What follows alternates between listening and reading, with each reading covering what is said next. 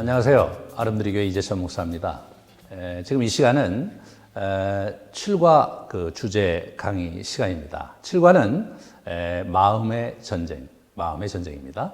악한 영과 우리와의 전쟁터가 이 세상이 아니라 사실은 우리 마음에서 일어나고 있다는 사실이 참 우리에게 이제 놀라운 사실인데요. 우리 이 사단에 대해서 좀 우리가 좀 생각해 보는 시간을 먼저 가지려고 해요. 사단은요, 하나님의 피조물이에요. 천사장 중에 한 친구였다고 성경에 이제 언급을 하고 있죠. 그래서 이 천사장 한 친구가 자기의 졸개들을 데리고 하나님을 거역하고 나가서 딴 살림을 차린 거예요. 그리고 나서 이 친구가 이제 그 인간들을 아담과 하와를 유혹해서 인간들에게 위임된 이 세상을 찬탈해서 공중의 권세 잡은 자가 된 겁니다. 그러므로 여기서 우리가 이제 한 가지 주목해야 될 사실은 이 마귀는, 이 사탄은 하나님과 동등된 존재가 아니다. 하나님의 피조물인 천사장이 그 원래의 모습이었다. 그러므로 동등하지가 않아요. 우리는 일반적으로 이제 이 세상은 악한 세상과 선한 세상, 하나님이 지배하는 세상과 악한 영 사단이 지배하는 세상, 이 두 개의 세상이 선과 악이 공존하면서 충돌하고 있고 그 중간에 인간들이 놓여서 때때로 악에 휘둘리기도 하고 또 선으로 바로잡히기도 하고 어떤 그러한 갈등 국면을 우리가 생각하곤 하는데 실제로 여기서 조심해야 될 것은 두 세력이 동등하지가 않다는 거예요. 하나님과 사단은 이게 비교를 할 수 없는 그런 권능과 권세를 갖고 계시다는 거죠. 그런데 어떻게 하나님께서 그렇게 권능이 많으시고 사단을 패퇴시킬 수 있는 능력이 있으심에도 불구하고 왜 그 친구들이 그렇게 활동을 하도록 놔두고 있는가? 하나님께서 우리 두 번째 아담이신 자신의 아들 예수 그리스도를 이 땅에 보내심으로 말미암아서 첫 번째 아담과 하와가 저질러 놨던 죄의 업보를, 죄의 그 결과를 예수 그리스도께서 대신 짐지시고 해결하셨으므로 사실은 이제 더 이상 악한 영이 이 땅에 법적으로 발붙일 어떤 발판은 잃어버렸습니다. 그러나 하나님께서 자비하셔서 온 인류에 좀 더 많은 영혼을 이 땅에 이제 많은 영혼을 구원하셔서 자기의 백성을 삼으시기 위해서 유보적으로 지금 그들의 활동을 이제 이렇게 허락하신 거죠. 그래서 우리가 요한계시록 19장 20장에 가보면 마지막 날에 예수님께서 재림하셔서 사단을 패퇴시키고 영원한 그 불못으로 던져버리십니다. 그리고 이 땅에서 이제 새하늘과 새 땅이 일어나면서 하나님의 백성들이 몸으로 부활한 다음에 영원히 사는 나라를 요한계시록은 그리고 있어요. 여기서 우리는 사단이 지금 유보적으로 제한적으로 활동하고 있다, 이런 부분들을 여러분들이 주목하셨으면 좋겠습니다. 사단은 전지전능하지가 않아요. 사단은 부분적으로 알고 부분적으로 능력을 행할 뿐이죠. 사단은 모든 장소에 무소부재하지도 않습니다. 무소부재하신 분은 하나님이세요. 사단은 귀신 같은 경우 한 조물애기가 지금 여기 있으면서 또 다른 장소에 동시에 존재할 수가 없다. 그러니까 여러분, 마지막 날 예수님께서 재림하셔서 사단을 패퇴시켜서 무저갱에 이렇게 집어넣으시거든요. 사단은 무저갱에 집어넣으면 거기 갇힐 수밖에 없는, 다시 말해서 공간의 제약을 받을 수밖에 없는 존재다. 뿐만 아니라 사단은 모든 것을 알지 못한다. 우리 다니엘서 2장에 보면 느부갓네살 왕이 꿈을 꾸었는데 그 갈대아의 술객과 이 주술사들이 그 꿈이 무슨 꿈인지 몰랐어요. 해석을 하라고 그러는데 왕이시여 꿈을 말씀해 주십시오 했을 때 너희들이 알아내라 했을 때 한 친구도 알아내지 못했는데 하나님의 영에 의해서 감동된 우리 다니엘이 그 느부갓네살의 꿈이 무엇이며 그것이 어떻게 해석되어야 되는지를 설명해 주는 장면이 나옵니다. 인간의 마음을 속속들이 알 수 있는 존재는 하나님 한 분이십니다. 그러므로 우리 악한 영은 우리를 어떻게 파악하느냐? 우리가 하는 말들 그리고 우리의 행동을 보면서 이 친구들이 우리를 파악하고 있다는 거예요. 때로 우리가 기도할 때 소리 내서 기도하고 특별히 선포 기도와 그리고 대적 기도할 때는 꼭 소리를 내서 하실 때가 가장 효과적이고 또 실제로 그런 일들이 일어나는 겁니다. 자, 그러면 사단은 어떻게 일하는가? 사단은요, 조물애기들을 데리고 나갔다고 말씀드렸죠. 자기의 군대가 있어요. 부하들이 있어요. 그것이 이제 에베소 6장 12절에 보면은 통치자들, 권세자들, 능력들, 하늘에 있는 악한 영들 이런 표현들이 나오는데 이것이 이제 그 나름대로 위계 질서 속에 있는 그 지휘, 사령관 그런 군대 조직에서 쓰는 그 직위의 그 명칭이라는 거예요, 이게.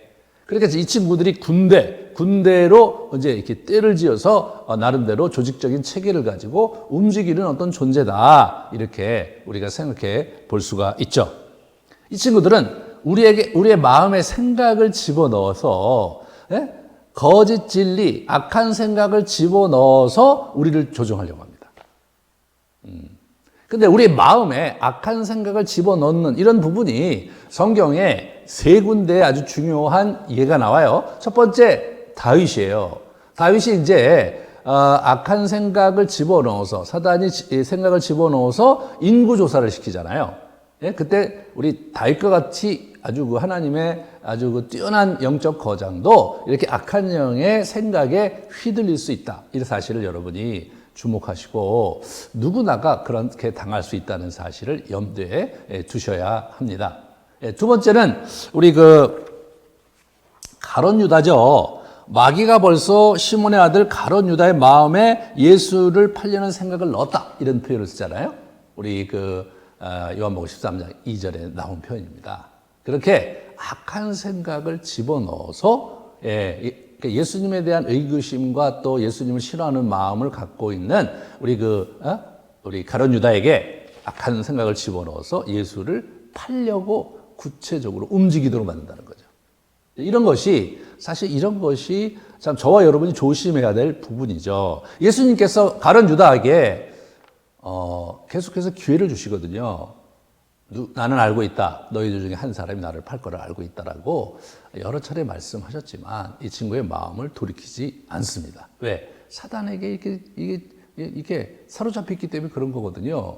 사단이 그 생각을 심어놓잖아요. 내 생각인 줄 알아요. 내 생각. 그게 내 생각이 아닌데 사단이 심어놓은 거짓 생각인데 내 안에 마음에서 일어나므로 우리가 그런 착각을 하는 거죠. 세 번째로는 아나니아와 삽비라죠. 사도행전에. 그래서 우리 성령을 속이고 자신들이 헌금을 이렇게 땅을 팔아서 전답을 팔아서 바쳤는데 그 중에 일부를 바쳤든 또 다 바쳤든 하나님께서는 그 마음을 보시는 건데 일부를 바치면서 마치 다 바친 것처럼 속였단 말이죠. 그렇게 함으로써 아나니아와 삽비라가 징계를 받는 사건을 우리는 보게 됩니다. 여러분, 거짓은 하나님의 나라와 정반대되는 대척점에서 있는 것이고 그것이 하나님 나라를 좌지우지하는 그런 거죠. 그 부분을 여러분이 잘 이해를 하셔야 돼요.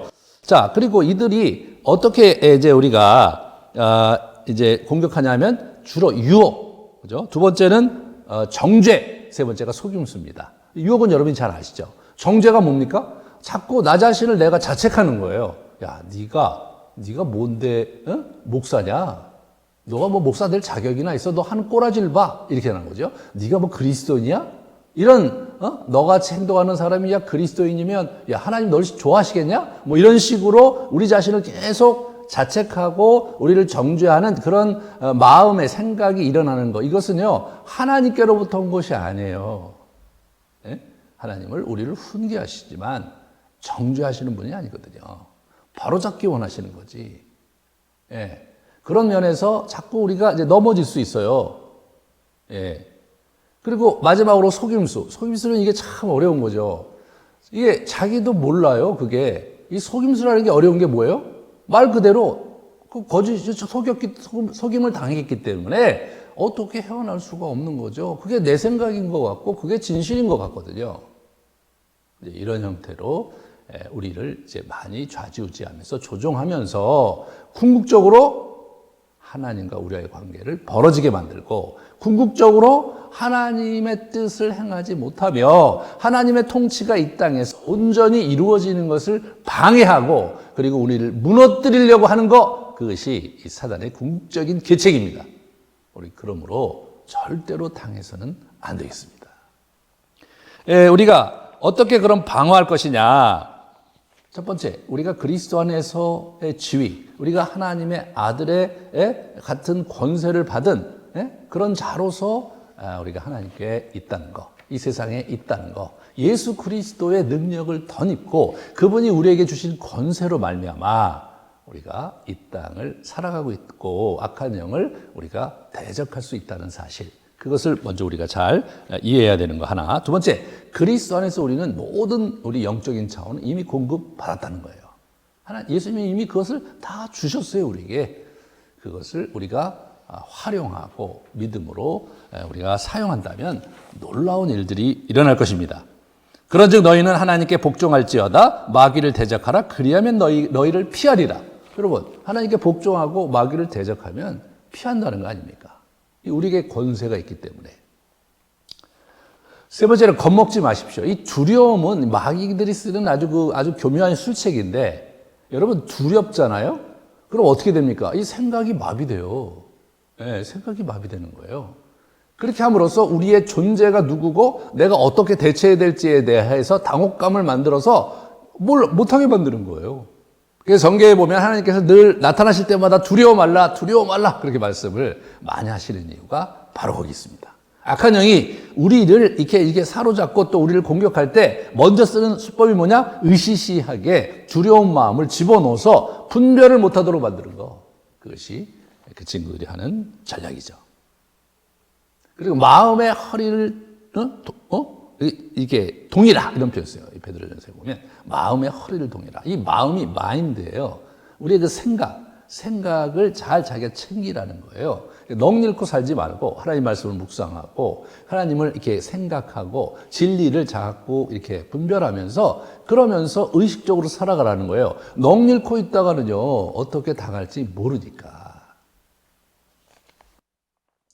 마지막으로 진리의 불을 밝히시는 게 아주 중요합니다. 여러분, 우리가 자꾸 마귀를 생각하고 마귀의 계책을, 그 친구들이 무슨 생각하면 나를 공격하고 있는 거야? 이런 식으로 마귀에 관련된 생각을 많이 하는 거, 그거 바람직하지 않습니다. 그럼 우리가 휘둘리잖아요. 긴장이 있잖아요.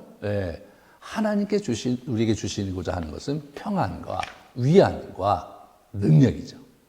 그러므로 우리가, 하나님을 더 많이 생각하고 진리를 더 많이 묵상하면서 살아가면 여러분 이게 악한 생각과 마귀들의 생각이 들어설 자리가 없는 거죠.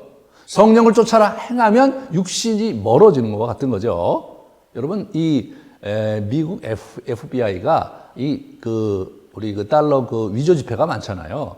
그거를 감별하는 훈련을 할 때 위조 지폐를 많이 이제 기존에 나온 위조 지폐를 공부를 시키지 않는다는 거예요. 그 달러의 원 달러의 진짜 달러를 자꾸 가르친다는 거예요.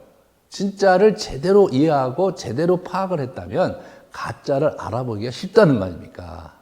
그러면 여러분 진리의 불을 밝히세요. 여러분 우리는 악한 영을 대적하기 위해서 부름받은 게 아니에요.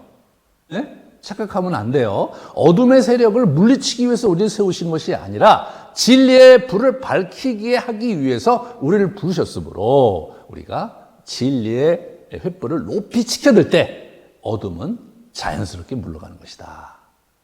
담대하게 진리의 촛불을 세워가면서 횃불을 높이 들면서 승리의 길을 살아가시는 여러분 되시기를 주님의 이름으로 축원합니다. 수고하셨습니다. 감사합니다.